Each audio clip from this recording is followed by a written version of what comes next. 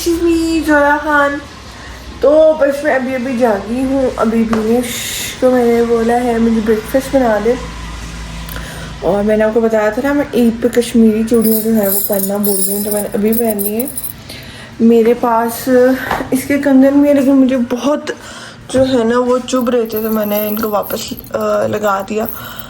और जो है ना ये भी मैंने साथ ही इसके सेट के साथ बनवाया था। ये मतलब ये वाली जो चीज़ है ये, ठीक है, मैंने सेट के साथ बनवाया था, लेकिन ना बहुत ही फिर वो हैवी सा हो गया था, तो फिर मैंने पहना नहीं।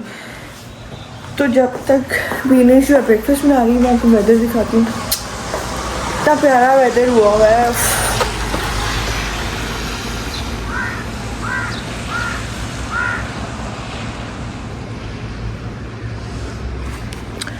इतना खूबसूरत लग रहा है ना। पता नहीं अब यहाँ पे वॉइस का इशू ना हो, लेकिन भाई वेदर जो है ना बहुत ही प्यारा हुआ है। और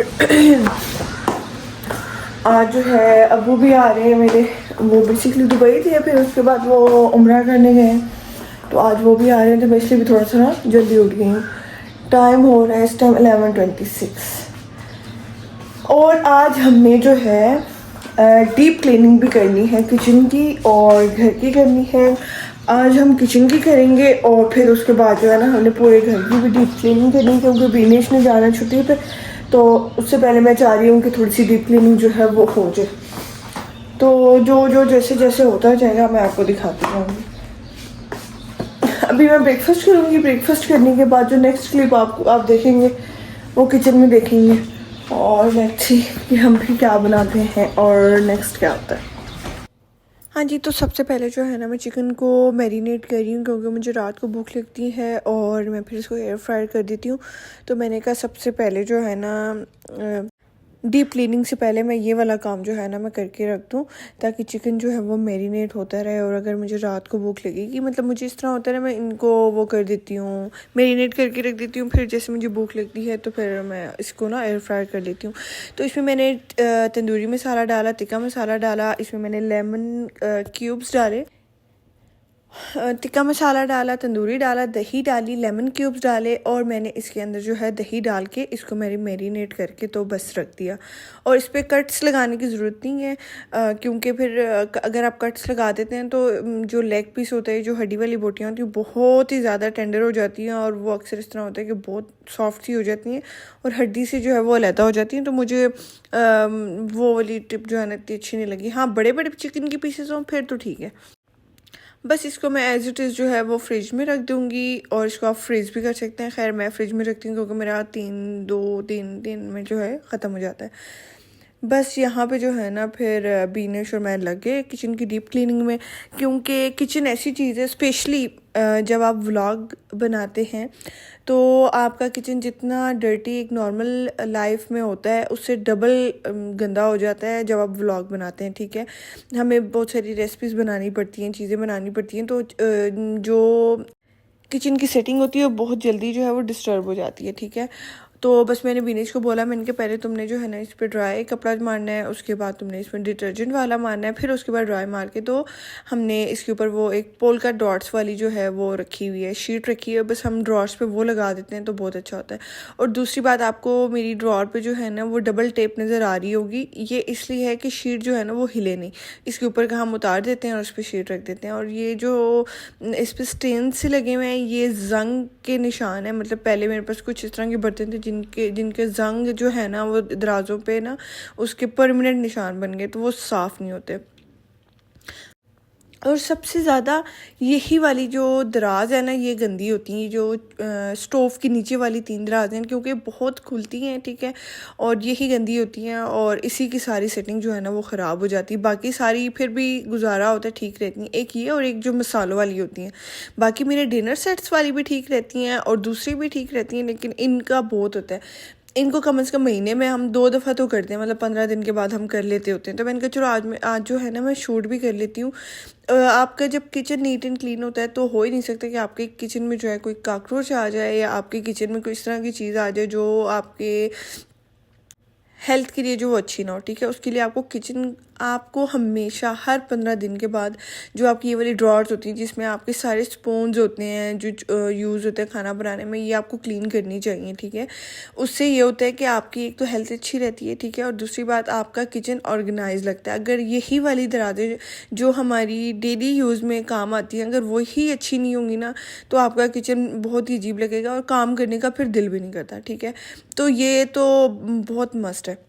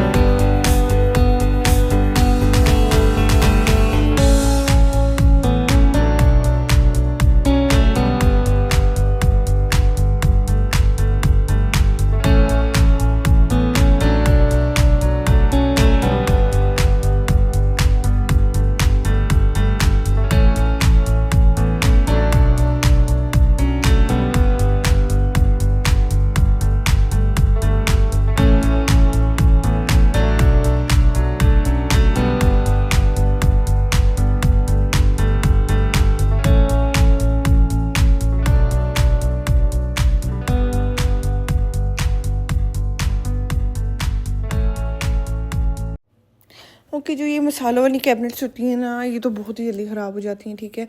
और दूसरी बात ये है कि हमने कल जाना है ग्रोसरीज करने के लिए, तो मैं हर महीने जो है ना ये कैबिनेट साफ़ करवाती हूँ कि हमें पता चल जाता है कि हमारे पास क्या चीज़ है और क्या चीज़ नहीं है, ठीक है।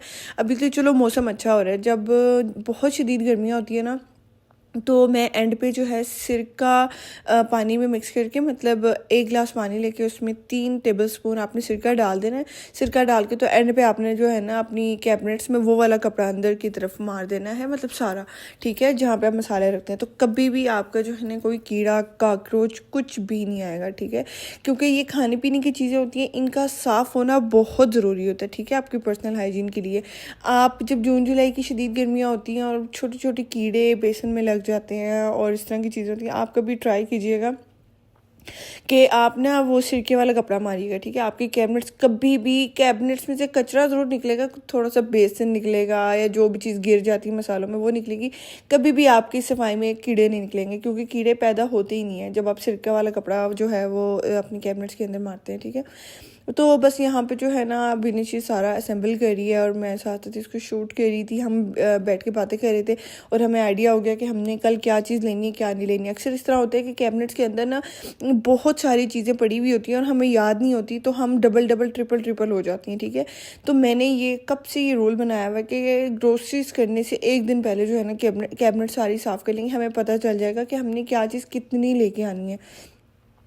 और हमें इस चीज़ का भी ध्यान रखना होता है कि हमने पूरे मंथ की लेके आनी है, क्योंकि बार बार जाना मुश्किल होता है।